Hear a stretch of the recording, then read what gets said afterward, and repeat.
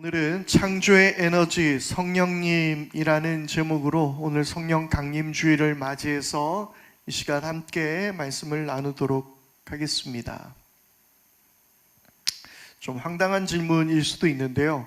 설교를 시작하기 전에 한 가지 확인하고 시작하겠습니다.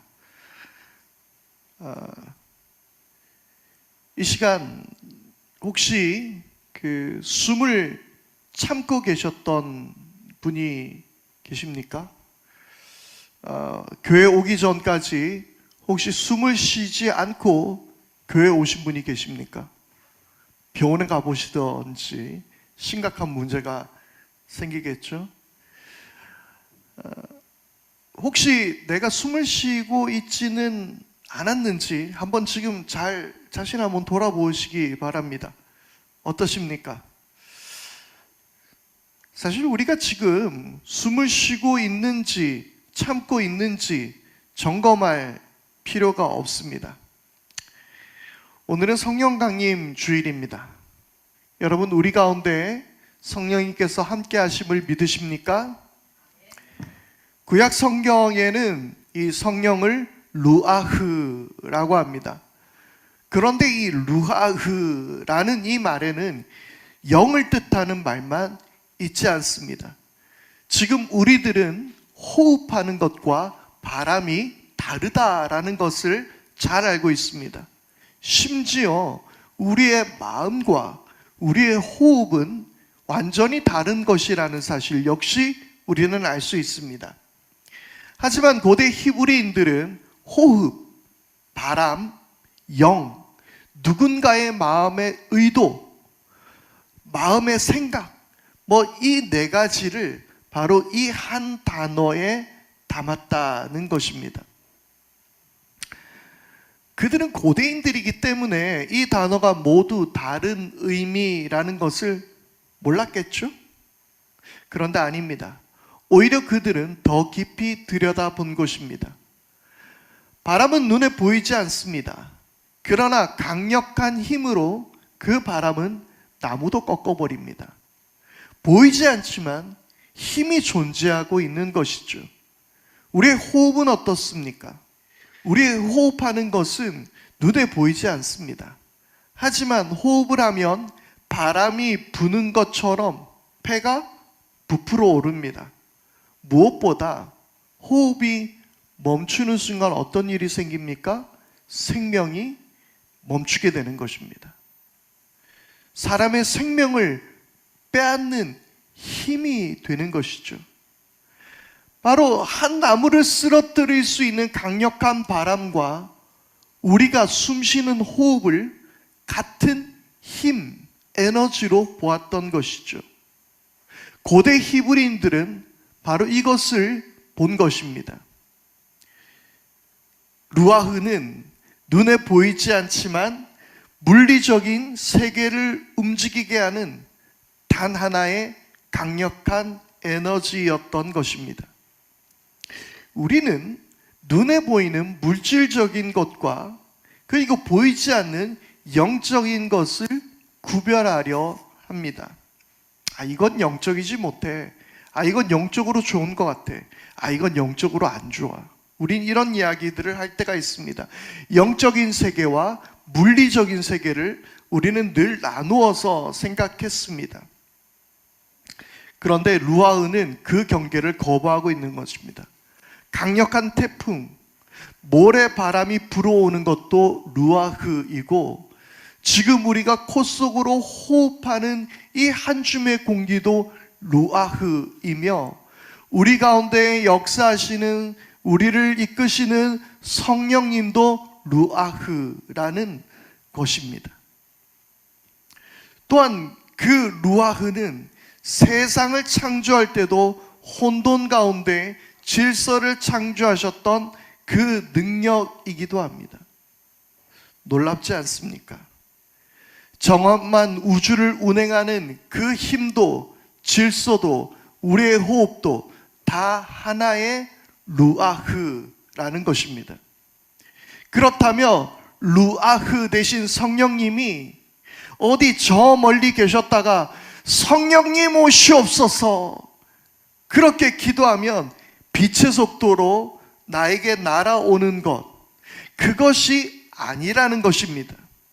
그러면 성령님 오시옵소서, 이 말이 잘못된 말입니까? 틀렸습니까? 이 말은 공간의 문제가 아닌 각성의 문제라는 사실입니다. 어딘가에서 오시는 분이 아니라 각성한다라는 이야기예요.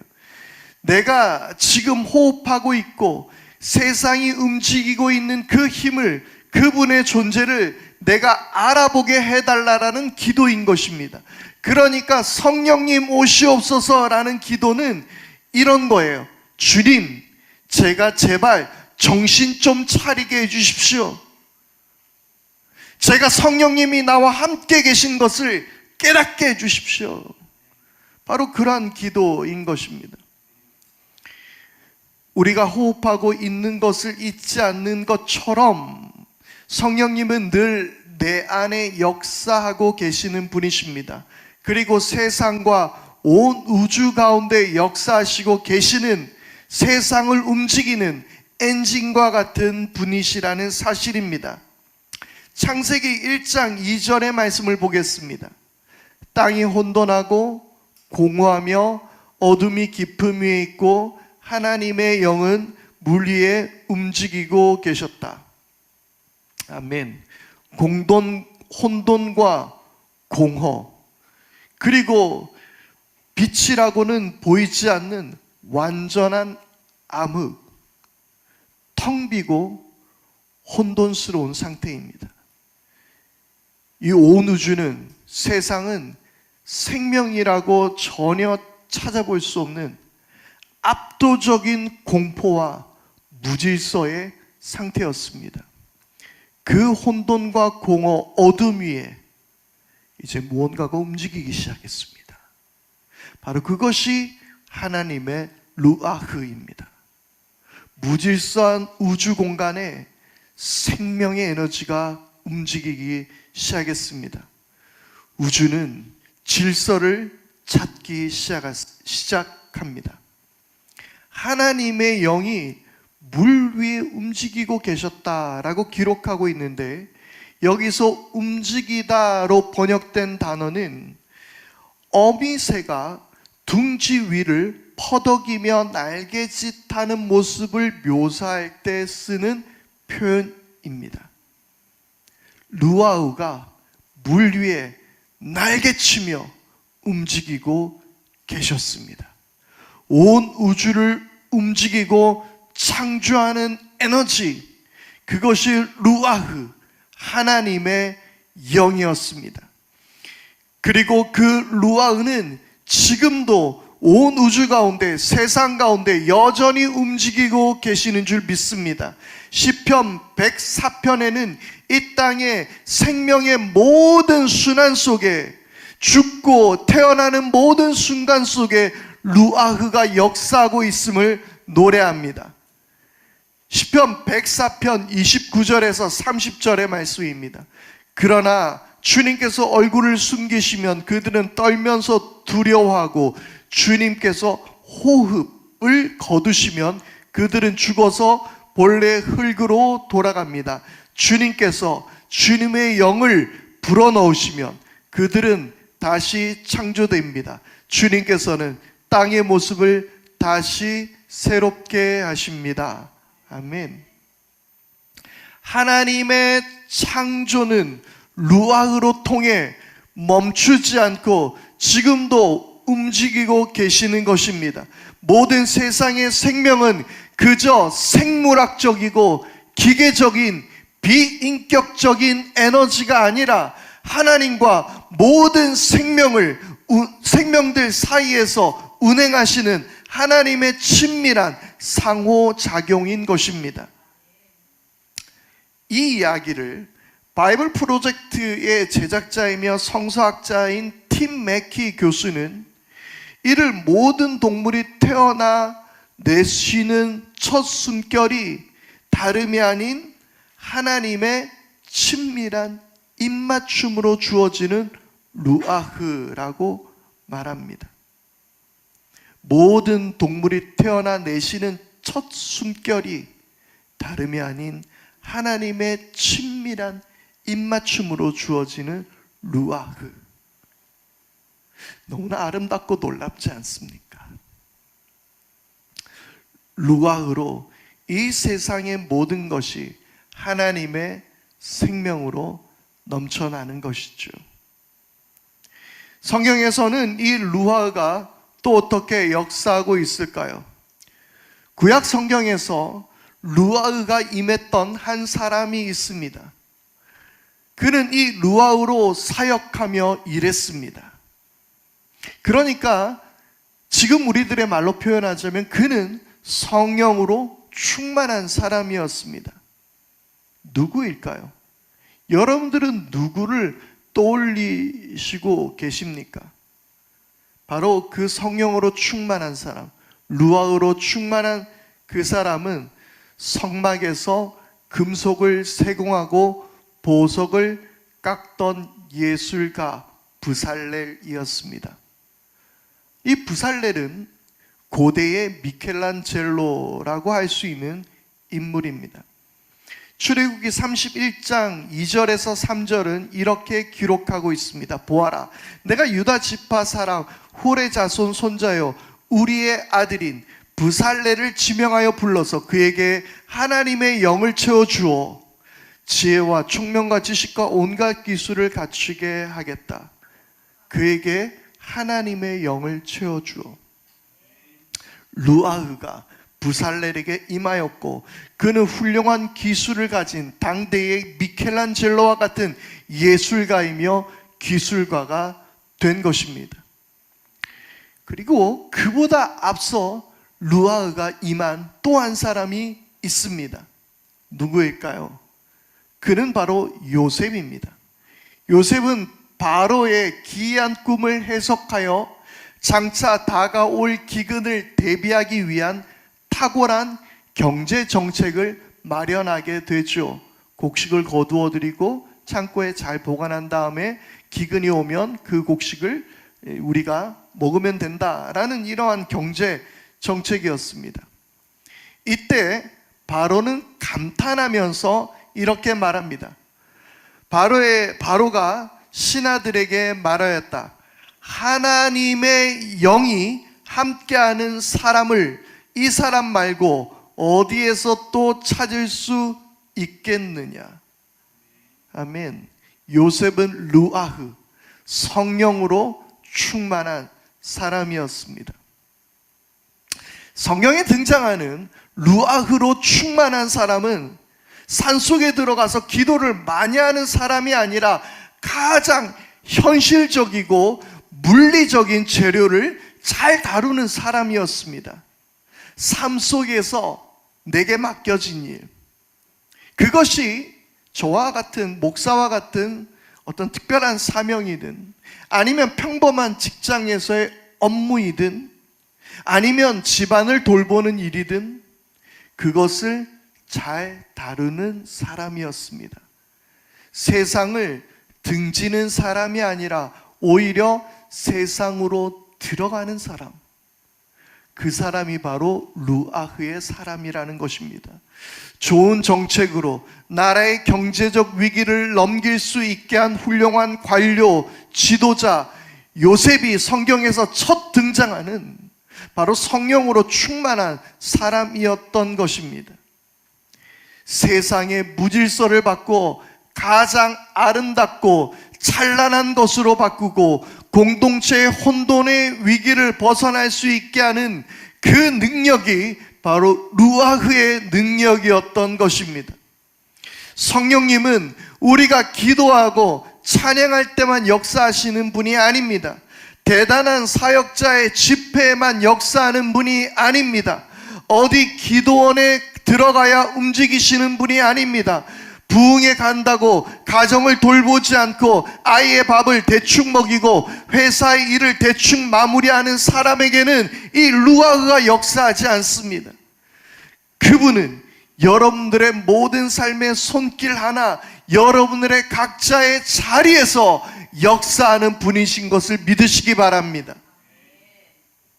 바로 이 모습이 창세기 1장 2절에서 역사하셨던 루아흐, 바로 그 모습 그대로였던 것입니다. 그러나 세상은 악하여서 하나님의 루아흐의 질서를 거부했습니다. 하나님의 백성 이스라엘은 우상을 섬기고 하나님의 법을 떠났습니다. 성전은 파괴되고 나라는 멸망했습니다. 그런데 선지자 에스겔은 환상을 봅니다. 에스겔 37장 4절에서 5절 말씀이에요. 그가 내게 말씀하셨다. 너는 이 뼈들에게 대언하여라. 너는 그것들에게 전하여라. 너희 마른 뼈들아, 너희는 나 주의 말을 들어라. 나 주 하나님이 이 뼈들에게 말한다. 내가 너희 속에 생기를 불어넣어 너희가 다시 살아나게 하겠다. 아멘. 그리고 계속해서 에스겔 37장 10절은 이렇게 기록합니다. 그래서 내가 명을 받은 대로 대언하였더니 생기가 그들 속으로 들어갔고, 그래서 그들이 곧 살아나 제 발로 일어나서 서는데 엄청나게 큰 군대였다. 아멘. 에스겔은 한 골짜기에서 마른 뼈로 가득한 것을 보게 됩니다. 골짜기 가득했던 인간의 뼈들로만, 죽음만 가득하게 존재했던 그곳에 그 뼈들 위로 하나님의 루아흐가 불었습니다. 그리고 그들을 생명의 군대가 되게 하였습니다. 가능성 제로 모든 것이 무너진 마른 뼈와 같은 상황에 하나님의 루아흐는 새로운 생명으로 일으켜 세우셨습니다. 다시 살아나게 되었던 것입니다. 다시 살아났습니다. 다시 살아났습니다. 또 하나님께 범죄하였던 한 사람이 있었습니다. 그는 다른 남자의 아내인 한 여인을 범하고 그것을 숨기려 그 여인의 남편이면서 자신의 충직한 부하이기도 했던 한 사람을 죽이기까지 했습니다. 그는 누구입니까? 다윗입니다. 자신의 부하이며 용병이었던 우리아를 죽게 한 죄를 선지자 나단이 와서 고발합니다. 그때 다윗은 참회의 기도를 합니다. 그는 기도 중에 이렇게 기도하고 있습니다. 시편 51편 10절이에요. 아 하나님, 내 속에 깨끗한 마음을 창조하여 주시고 내 속을 견고한 심령으로 새롭게 하여 주십시오. 아멘. 하나님의 영을 거두지 마시길 기도하며 그는 하나님께 새로운 창조를 바라고 기도하고 있습니다. 그는 그저 하나님께 용서를 구하는 것이 아닌 깨끗한 내 마음을 새롭게 창조해 달라고 이야기하는 것입니다. 새로운 창조, 재창조를 간절히 바라고 있었던 것입니다. 다시 창조하여 주십시오. 성경의 이야기는 이제 클라이막스로 향합니다. 시간이 지나 한 광야에 외치는 소리가 있었습니다. 그는 세례 요한이었습니다. 메시아가 곧 오실 것을 선포하며 그는 요단강가에서 사람들에게 회개를 촉구하며 세례를 베풀고 있었습니다. 그런데 이때 예수님이 그의 앞에 오십니다. 그리고 세례 요한에게 강에서 세례를 받으셨습니다. 성경은 그 장면을 이렇게 기록합니다. 마태복음 3장 16절입니다. 예수께서 세례를 받으시고 곧 물에서 올라오셨다. 그때 하늘이 열렸다. 그는 하나님의 영이 비둘기같이 내려와 자기 위에 오는 것을 보셨다. 아멘. 무엇이 등장합니까? 물, 그리고 하늘부터 내려온 비둘기, 새. 제가 설교 앞에서 했던 내용을 기억하십니까? 혹시 기억하십니까? 창세기 1장 하나님의 영이 물 위에 움직이고 계셨다. 바로 이 장면은 물 위에 새처럼 움직이고 계셨던 루아흐의 역사가 시작되고 있음을 보여주는 것입니다. 혼돈과 암흑, 생명이 없는 그곳에서 창조하셨던 하나님의 영, 그 성령의 역사가 시작된 것입니다. 하나님은 바로 창세기 1장에서 그 이야기를 이제 예수님께로 가져와서 하나님의 새로운 창조를 선포하고 있었던 것입니다. 그리고 예수님께서는 십자가에서 죽으시고 부활하신 후 제자들에게 나타나셨습니다. 제자들은 두려워서 문을 잠그고 한 방에 모여 있었습니다. 그런 그들에게 예수님은 이렇게 말씀하셨습니다. 요한복음 20장 22절입니다. 이렇게 말씀하신 다음에 그들에게 숨을 불어넣으시고 말씀하셨다. 성령을 받아라. 숨을 불어넣으셨습니다. 다시 창세기와 연관지어 떠오르는 장면이 있지 않습니까? 창세기 2장 7절입니다. 주 하나님이 이 땅의 흙으로 사람을 지으시고 그의 코에 생명의 기운을 불어넣으시니 사람이 생명체가 되었다. 아멘. 하나님께서 불어넣으신 루아흐, 부활하신 하나님의 아들 예수님께서 이제 다시 그 일을 시작하신 것입니다. 하나님의 재창조가, 새로운 창조가 바로 예수 그리스도를 통하여 이루어지고 있는 장면입니다. 바로 이 장면은 예수님의 창조의 취임식이 펼쳐지고 있는 것입니다. 그리고 오순절이 되었습니다. 이날 성령이 각 사람에게 임하고 사람들은 방언을 하기 시작했습니다.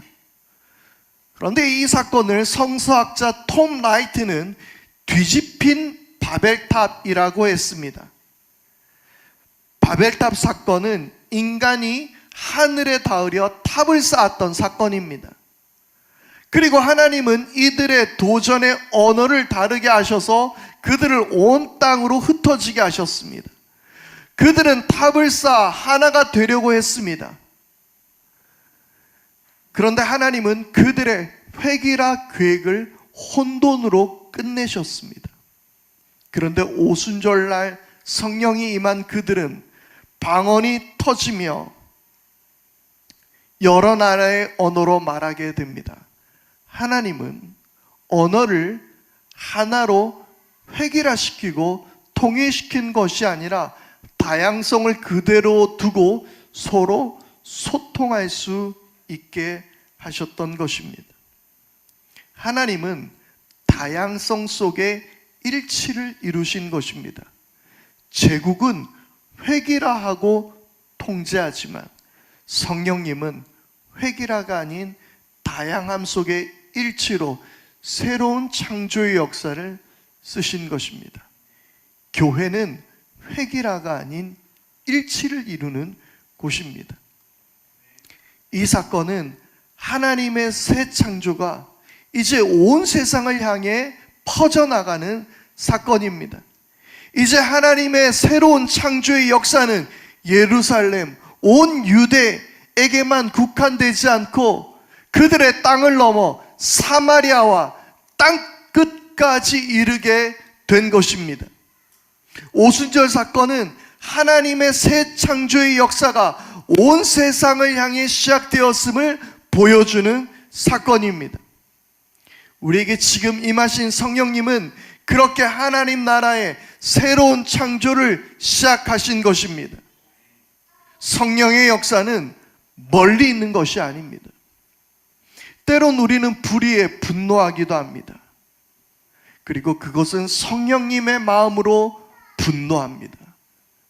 때로는 죽음 앞에서, 이별 앞에서, 슬픔 가운데도 성령님은 함께 하시며 우리와 함께 슬퍼하십니다. 뿐만 아니라 여러분의 가정에서, 직장에서, 아이들을 돌보는 일들 속에서 분유를 타고 무거운 짐을 옮기고 빵을 굽고 음식을 만들며 또 누군가를 섬기는 가운데 그 속에 성령님은 함께 하셔서 새로운 창조를 이루고 계시는 줄 믿습니다.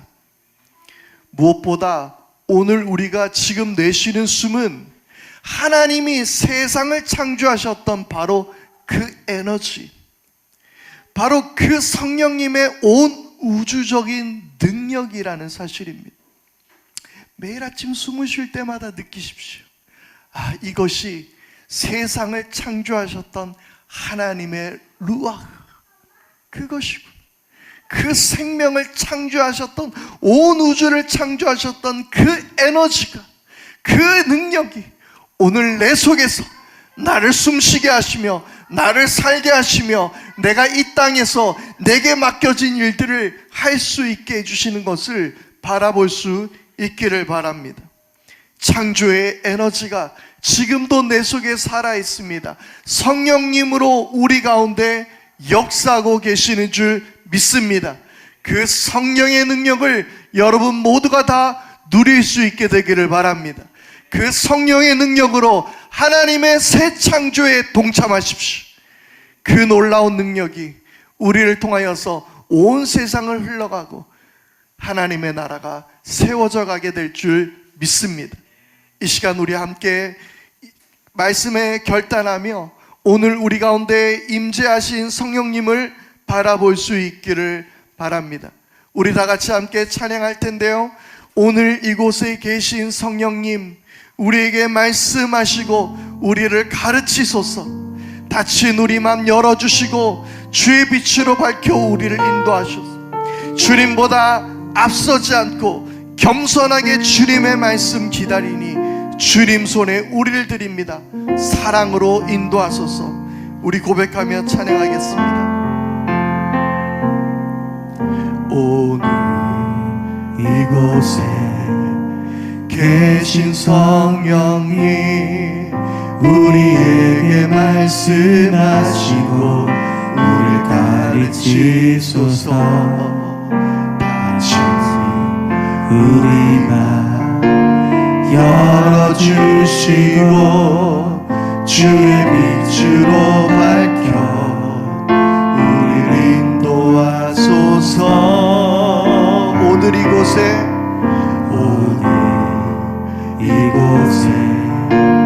계신 성령님, 우리에게 말씀하시고 우리를 가르치소서.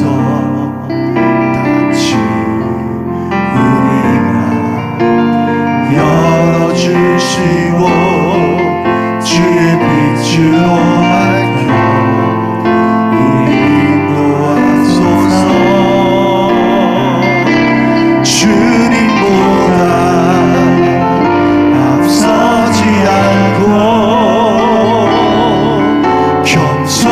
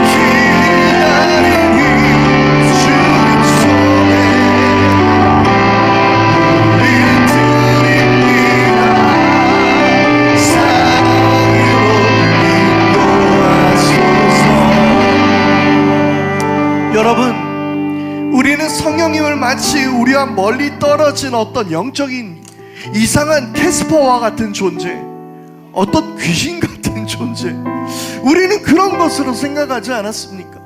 그래서 내게 능력 주십시오 하면 성령님이 번개같이 날아와서 빛과 같은 속도로 나에게 오셔서 나에게 어떤 능력이 찌릿 임하고 어떤 병들이 고침을 받고 막 방언을 하고, 우리는 그렇게 성령님을 생각하지 않았습니까? 그러나 오늘 말씀을 통해서 우리는 깨달았습니다. 성령님은 우리와 분리되신 분이 아닙니다. 이미 우리 가운데 역사하시는 분인 줄 믿습니다. 이미 우리 가운데 여러분들이 고객들을 만나고 손님들을 응대하며, 때로는 빵을 굽고, 때로는 아이들을 보살피고, 때로는 분유를 타고, 때로는 아이를 잠재우고, 우리의 모든 삶의 순간 속에서 그 성령님은 우리에게 인도하시고 역사하시는 분인 줄 믿습니다. 성령님은 여러분과 함께 하십니다. 그 성령님을 우리가 의지하십시다. 그리고 새로운 창조의 역사를 이루십시오. 우리의 말하는 것들, 우리의 생각하는 것들, 우리가 이웃을 섬기는 것들, 성령님께서 우리와 함께 하셔서 하나님의 놀라운 새로운 창조를 우리 가운데 이루어 주십시오. 하나님, 우리가 죄 가운데 거였다면 우리를 새롭게 창조하시고 주님의 뜻을 이루게 하여 주시옵소서. 이 시간 우리 다 같이 함께 기도하겠습니다. 주여, 아버지 하나님, 이 시간 우리가 성령님 바랍니다.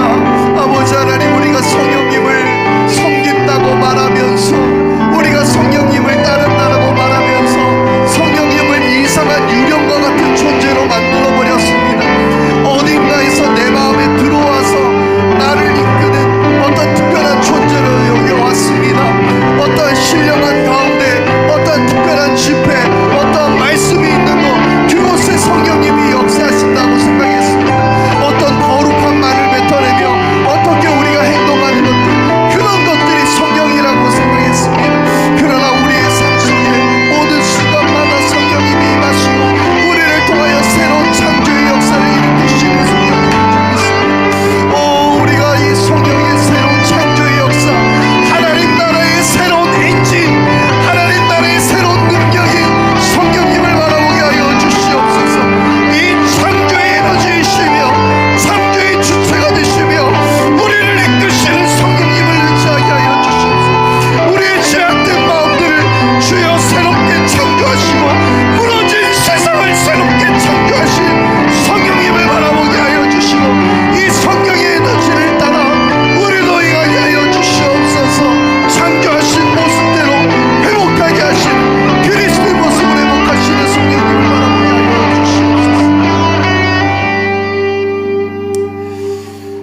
성령님, 우리가 성령님을 너무나 몰랐습니다. 마치 나와 동떨어져 있다가 어떤 신비로운 것, 어떤 영적인 것, 어떤 신령한 것들에 계시다가 어느 순간 내 마음에 오셔서 어떤 신비한 역사를 일으키시는 분이라고만 생각하고 있었습니다.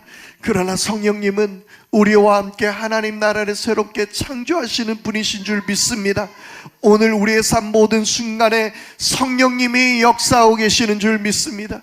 사랑하는 우리 성도들이 고객들을 만나고 손님들을 응대하며 치료를 하며 손길로 사람 아이를 돌보며 빵을 굽고 무거운 물건을 옮기고 운전을 하고 아름다운 음악을 연주하고 그리고 컴퓨터로 아름다운 것들을 만들어내는 이 모든 손길들을 주님 기억하여 주십시오. 우리 모든 성도들을 통하여 하나님의 나라가 세워지게 되는 줄 믿습니다. 우리 사도들의 신앙인 고백을 따라 오늘 말씀에 결단하며 사도신경으로 고백합니다. 나는 전능하신 아버지 하나님, 천지의 창조주를 믿습니다. 나는 그의 유일하신 아들 우리 주 예수 그리스도를 믿습니다.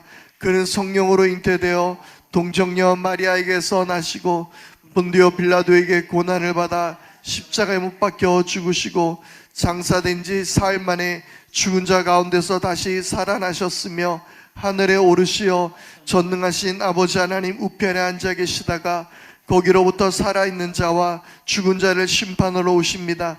나는 성령을 믿으며 거룩한 공교회와 성도의 교제와 죄를 용서받는 것과 몸의 부활과 영생을 믿습니다. 아멘.